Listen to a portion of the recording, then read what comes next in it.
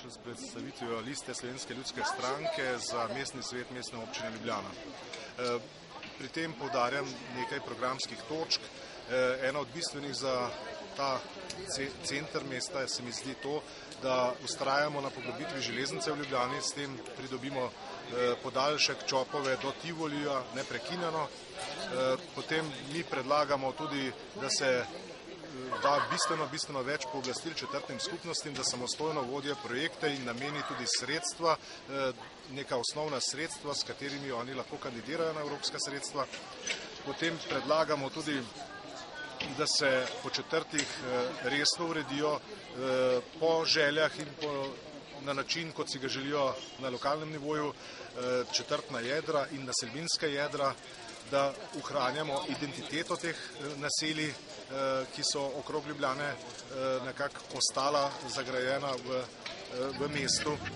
Naš predlog je tudi, da se zgradi tretji pas ob obvoznici, ki bo namenjen izključno hitremu javnemu mestnemu prometu. Namreč gre se za to, da na krakih Ljubljane nastajajo močni trgovski, gospodarski in tudi šolski centri, ki pa med seboj po obvoznici razen z avtomobilskim prometom niso povezani. S tem bi bistveno razbremenili tokove prometa skozi center.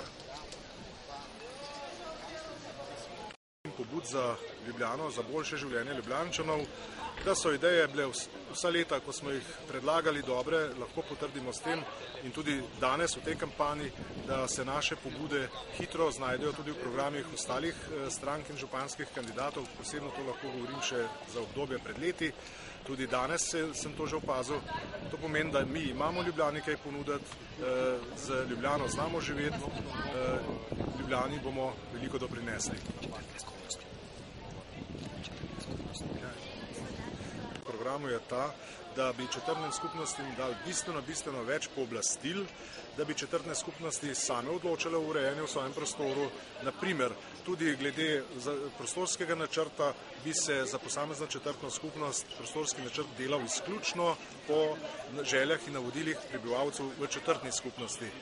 Četrtne skupnosti morajo dobiti v začetku vsaj pravico veta na zadeve, ki zadevajo direktno njih.